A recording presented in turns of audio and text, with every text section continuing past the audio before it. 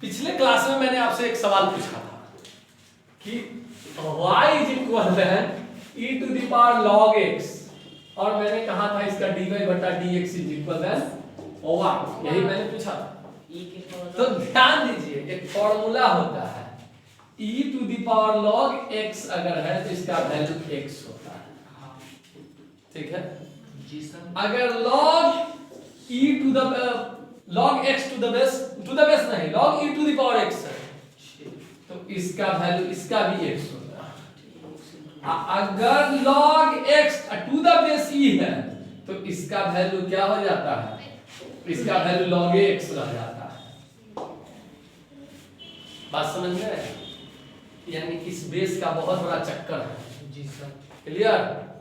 तो इस पर तो चक्कर पर अभी तक तो वीडियो बना ही नहीं आपका लॉग का जो कह रहे थे कि फंडामेंटल लॉग का देंगे बेसिक, उसका वीडियो नहीं बना है, इस संडे को बन जाएगा। ध्यान दीजिए तो अब y बराबर क्या हो जाएगा x और इसका डिफरेंशिएशन क्या होता है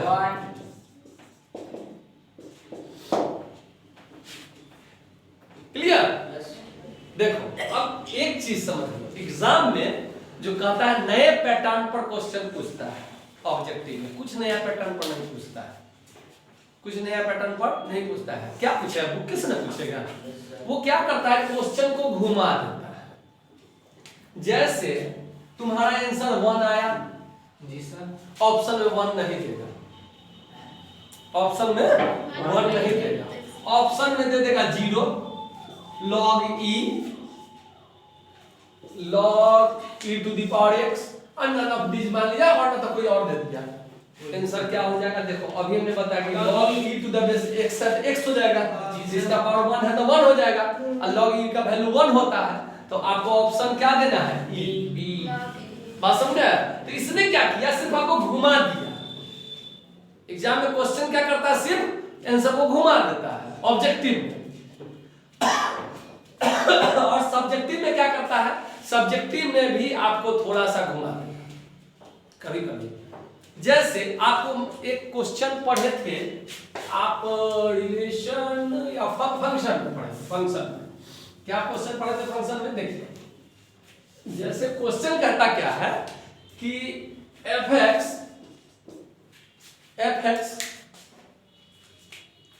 is equal x by mod x, fx is equal x by mod x या mod x by x।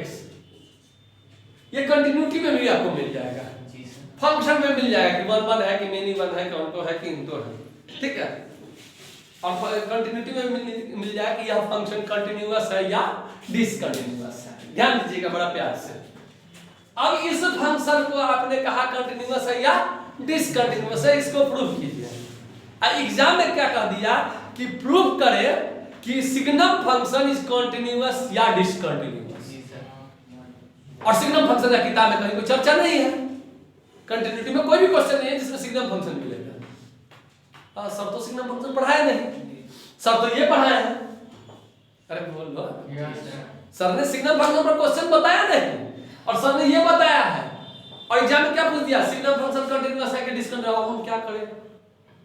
तो दो बातें हुई, या तो एग्जाम में क्वेश्चन छोड़ के आओगे या सर को कोसते हुए आओगे कि सर ने नहीं बताया। लेकिन सर ने बताया, सर ने कहा शुरू में सिग्नम फंक्शन जब पढ़ाए थे फंक्शन डिफिनेशन में, उसमें कहा था सिग्नम फंक्शन बराबर x by mod x। जी सर। बात समझ में आ गया कि नहीं? समझ में आ गया, x by mod x मतलब इसी कहानी को इससे ऊपर क्या होता है, सिग्नम फंक्शन। अरे बोलो। Yes sir. और कभी कभी इसी क्वेश्चन को कह देगा fx बराबर -1 जब x लेस देन 0, 0 जब x बराबर 0 और +1 जब x ग्रेटर देन 0। क्लियर? तो एक बात समझ लो, एकमात्र सिग्नम फंक्शन है अपवाद में, एक्सेप्शन में, जिसमें 0/0 0 होता है, सिग्नम फंक्शन होता है। अब ये लिखो सिग्नम फंक्शन लिखो या fx लिखो या इस तरह से लिखो, तीनों बार देखी है बुक में। इस पर क्वेश्चन है, इस पर क्वेश्चन, इसका तो नाम नहीं है सिग्नम फंक्शन का। बात समझ में आया कि नहीं समझ में आया? आप कंटिन्यूटी में ये पढ़े हैं, अब वो फंक्शन में ये पढ़े हैं 1 1 मेनी 1। अब यहाँ एग्जाम में क्या करेगा, फंक्शन में इससे क्वेश्चन पूछ देगा 1 1 मेनी 1 में, और कंटिन्यूटी में इससे पूछ देगा। आप कंफ्यूज कर जाओगे कि नहीं कर जाओगे? इसलिए कंफ्यूज नहीं करना, बेसिक चीज को पकड़ के चलो, बेसिक थोड़ा भी गड़बड़ नहीं। एग्जाम में कभी कभी देखा होगा क्लास का जो तेज स्टूडेंट होता है ना, बहुत तेज करता है कि सर तो बहुत अच्छा लिख के लाए और मार्क्स उसका मैथ में बहुत कम आता है, तो बोलता है कि सर हम कंप्लेन करने वाले हैं। कंप्लेन क्या करोगे, तुम लिखाई गलती है। कैसे होता, क्लास का बहुत तेज स्टूडेंट था, बहुत सारा क्वेश्चन जानता था, फिर वो गलत कैसे लिख दिया?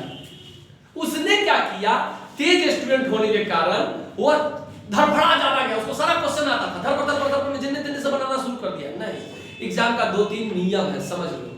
पहला कि आप सुंदर हो या बदसूरत हो, आप गोरे हो या काले हो, आप पतले हो या मोटे हो, आप अच्छा बोलते हो या खराब बोलते हो, आपकी पूरी पर्सनालिटी आपका रिप्रेजेंट टीचर के सामने कौन करता है? आपकी कॉपी। बात समझ में आया कि नहीं? आप कैसे हो उससे कोई बहस नहीं है, आपकी कॉपी आपकी पूरी पर्सनालिटी को रिप्रेजेंट करेगी एग्जामिनर के सामने। होता क्या है बच्चे लोग, स्कूल में जब पढ़ोगे, स्कूल में जैसे मैं तुमको पढ़ा रहा हूं, मैं टेस्ट ले लिया तो मुझे पता है कि ये पढ़ने में तेज है, ये पढ़ने में कमजोर है, ये तेज है, इसकी कॉपी अच्छी होगी। अब तुम घस के भी लिखोगे ना, तो हम तुमको तो जान रहे हैं कि तुम अच्छा पढ़ने में तेज हो, क्लास का टॉप स्टूडेंट हो, तो मैं तुम्हारी कॉपी को अच्छा से देखूंगी तो ये गलत कर ही नहीं सकता और मैं मार्क्स दे दूंगा। और मैं तुम्हारी लिखावट को रोज देख रहा हूं इसलिए मार्क्स दे दूंगा। बहुत पहले जब हम लोग पढ़ते थे तो उस समय कहावत कही जाती थी, आजकल तो हिंदी में कुछ सुनता ही नहीं है, कि सुलेख अच्छी शिक्षा की जननी है। सुलेख अच्छी शिक्षा की जननी है। सुलेख मतलब क्या होता है? सुंदर लिखावट। सुंदर लिखावट आपकी अच्छी शिक्षा की जननी है। बेटा कॉपी जितना सुंदर खूबसूरत लिखो उतनी अच्छी है। बात समझ में आया कि नहीं?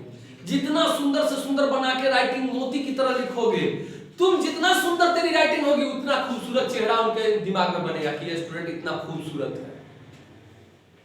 बात समझ आया? जितना खराब राइटिंग होगी उसका चेहरा वैसे क्रिस गेल जैसा नहीं पड़ेगा। बात समझ में आया कि नहीं?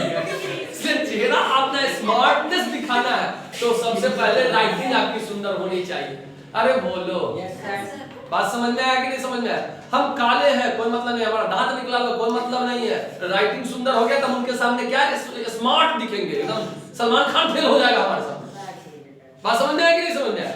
अब गौर करो, सुनो गौर करो। तो सबसे पहला क्या कहता है एग्जाम देने का सबसे पहला रूल? पहला रूल क्या कहता है? सुंदर लिखावट। दूसरा क्या होता है कि कभी किसी का गलती हो जाता है, जैसे fx बराबर x square minus 3x plus 5 लिख दिया, ओ सर यहाँ 5x होना चाहिए था, यहाँ 4 होना चाहिए, गलती हो गया। वो क्या करता है?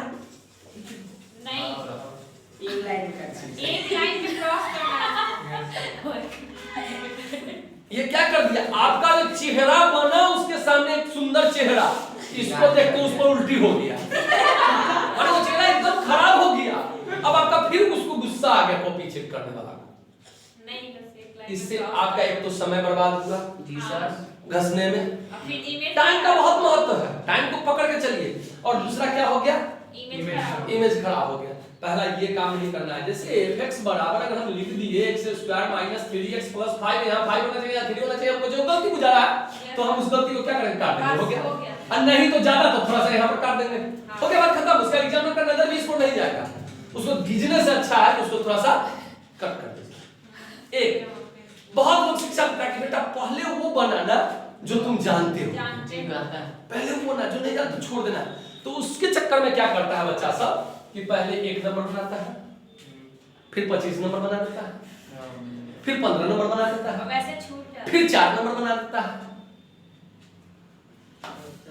तो हमको दोनों आदमी की बात लेके चलनी है, एक उनकी जो ने कहा कि पहले जो आता है सो बनाओ। गौर करो, कॉपी चेक करते जो लिखता है, जो बहुत लड़के पढ़ के जाते हैं, सब पढ़ के जाते हैं, तो कुछ पढ़े रहते हैं जिनको पूरा पता होता है क्वेश्चन बनाने का, तो वो क्या करते हैं? सीरियल नंबर क्वेश्चन बनाते हैं, 1 2 3 4 5 6। ठीक, एग्जामिनर क्वेश्चन सेट करने से पहले या तो क्वेश्चन का आंसर सीट मिलता है एग्जामिनर को, अगर नहीं मिला तो वो अपने पहले बनाता है कि फर्स्ट का ये आंसर, सेकंड का ये आंसर, थर्ड का आंसर, पहले क्वेश्चन से सेटिस्फाइड होता है, तब वो कॉपी चेक करने जाता है।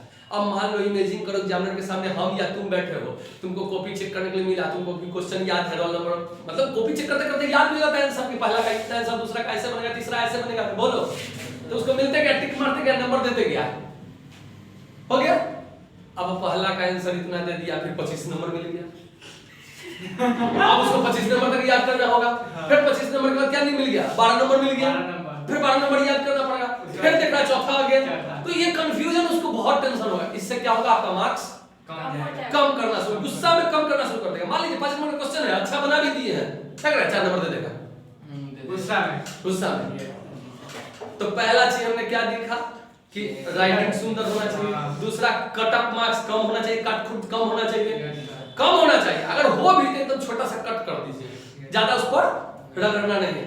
तीसरा हमने क्या देखा कि सीरियल बाय नंबर। अब मामला फंसता है कि सर अगर मान लीजिए पहला बना दिया, दूसरा तो हम कर ही नहीं, उतना जगह छोड़ दीजिए 2 नंबर लिख के।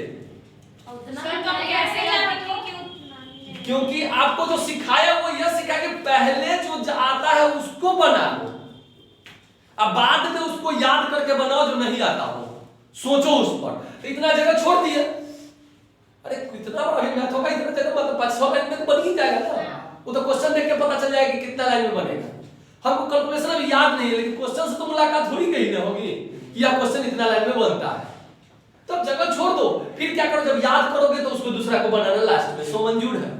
लेकिन अभी नहीं कि पहला नंबर, फिर 25वां नंबर, फिर 30वां नंबर, फिर चौथा नंबर, ये गड़बड़ हो जाएगा। इससे बात समझ में आया? कोशिश करो सीरियल बाय कॉपी लिखने का कोशिश करो।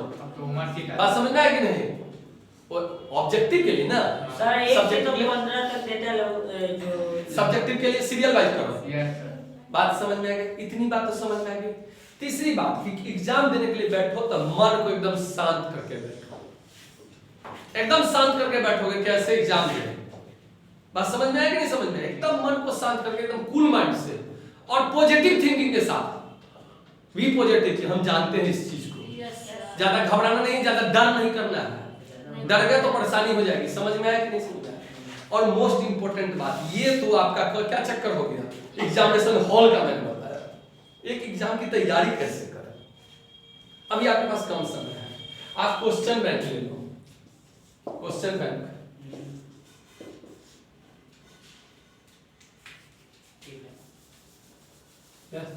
क्वेश्चन बैंक का क्वेश्चन बैंक ले लो। Yes sir. क्वेश्चन बैंक में क्या करोगे कि देखो, क्वेश्चन बैंक में क्या करोगे कि उसमें पिछले साल से पूछे गए क्वेश्चन को बैठ के बनाना शुरू करो। कैसे बनाओगे समझ लो। अगर मान के चलो कि क्वेश्चन तुमको नहीं बनाने आता है, ठीक है, क्वेश्चन पहला, ठीक, क्वेश्चन जब घर पर सेल्फ स्टडी करने के लिए बैठोगे तो कैसे बनाओगे समझ लो। एग्जाम में कितना देर का समय होता है? 3 घंटा 15 मिनट का।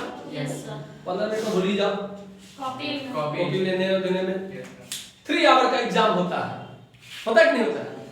तुम बैठो, जैसे आज रात में तुम बैठे पढ़ने के लिए, तो 7 बजे पढ़े, 7 बजे से आप 7:45 तक पढ़े, मैथ पढ़े मान लीजिए 45 मिनट में।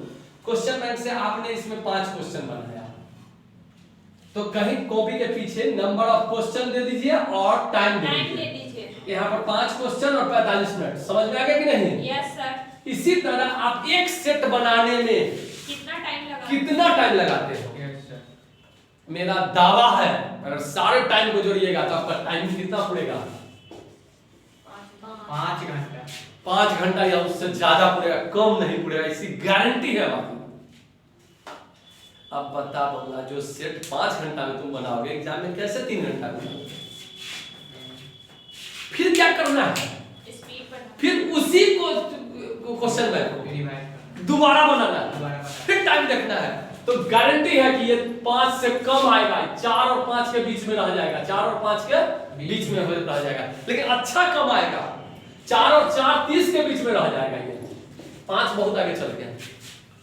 यानी तुम आधा घंटा 45 मिनट का रफ्तार घटाए और ज्यादा से ज्यादा 3-4 बार अगर एक ही सेट का रिवीजन करते हो 3 से 4 बार, तो आपके पास कितना टाइम आ जाएगा? 2 घंटा 45 मिनट में इसको खत्म करना होता है। अगर 2 घंटा 45 मिनट में एक सेट कंप्लीट कर गया, तब दूसरा सेट में हाथ लगा डाल दो, तब तुम्हारा क्या होगा? टाइम पकड़ में आ जाएगा 2 घंटा 45 मिनट, तब सभी सेट 2 घंटा 45 मिनट में बनना शुरू हो जाएगा। और 4 और 5 सेट बना लेते हो तो समझो कि क्वेश्चन बैंक में भी सेट होता है, मॉडल पेपर में भी सेट है। कितना सेट तुम बना सकते, जितना सेट बना सकते हो बना लो, जितना सेट बनाना चाहते हो बना लो। और अगर तुम्हारा 80% कम और मार्क्स आता है तो हमसे बात करना, हम गारंटी 80%। आप कहोगे सर गारंटी है, लिख के दीजिएगा। अरे मैं समझा सकता हूँ, यहाँ से तुमको हाजीपुर जाना है, मैंने गारंटी लिख के दे दिया कि यहाँ से ऑटो पकड़ लो, एकदम सीधे हाजीपुर जाओगे, बोलो। अब बीच में पुल पर जाके गंगा जी में छलांग लगा दे तो हम गलती की है, तो तुम गारंटी में फेल हो गया, तुम नहीं जाएगा तो उसका गलती है। हम अभी से बोल दे कि बच्चा एकदम प्रैक्टिस करो, सेट बोर्ड पेपर बना लो, और रात में हाय हेलो में लग गया। तो फेमस है, हाय हेलो शुरू है, तो उसमें हम क्या कर सकते हैं? तकिया के नीचे बैठ के हाँ करते रहना है, तो उसमें मैं तो कुछ नहीं कर सकता हूँ। गंगा जी की तैयारी कर रहे हैं, कुछ जा देखो, इंटर ग्रेजुएशन तक इस सब चीज से थोड़ा दूर रहो। मैं यही रिक्वेस्ट कर सकता हूँ, रिक्वेस्ट कर सकता हूँ, मैं मना नहीं कर सकता हूँ। मना मेरे बात थोड़ा मानोगे, मेरे बाप का नंबर थोड़ा मानोगे, मेरा बात कोई नहीं मानोगे। मैं रिक्वेस्ट कर सकता हूँ कि बच्चा इस सबसे थोड़ा दूर रहो, व्हाट्सएप, फेसबुक, हाय हेलो, इस सबसे दूर रहो। अब दूर रहना न रहना तेरा काम है, मेरे कहने से थोड़ी बात मान जाओगे।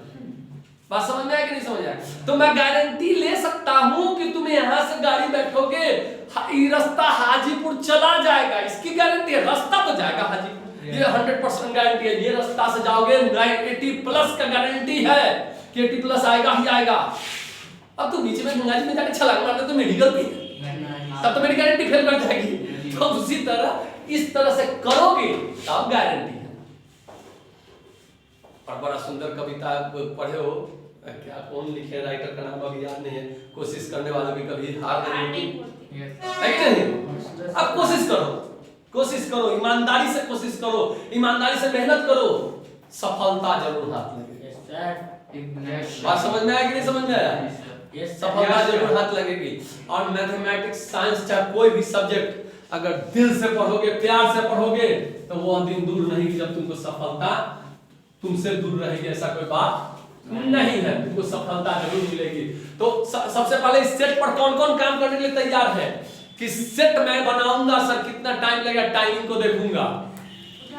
यस सर, गजब, सबकी हाथ उठ गया। यस सर, इसका बेचारा का हाथ खराब है। चलो 5 घंटा टाइमिंग देखो, एक बार सेट बनाओ, एक ही सेट पहले बनाओ, एक ही सेट बनाओ। अच्छा देखो, अभ्यास करते करते करते करते बहुत चीज हो जाता है। बात समझ में आया कि नहीं? एक फिल्म मैंने देखा था, चांदनी चौक टू चाइना, उसमें मैंने देखा था अक्षय कुमार को एक डंडा दे देता है, अक्षय कुमार को बहुत गुस्सा आता है, बताइए कौन काम दे दिया आपको रोज रोज रगड़ने के लिए। अब वो वही टेबल उठा के उसको फेंकता है, वो उसको कैच करता है, उसी टेबल से मारता है, वैसे लगता है तो उससे हाथ से टेबल टूट जाता है। यानी क्या, वो घसा, इसमें ताकत आया। बात समझ में आता है? मेहनत करने से ताकत आता है। आप मेहनत करो, ब्रेन को शार्प करो, पढ़ाई को कंप्लीट करो। समझ में आया कि नहीं समझ में आया? बच्चे लोग 80% लाना है कि नहीं लाना है? लाना है तो तुम लोग को 5 घंटा सेल्फ स्टडी करना होगा नहीं?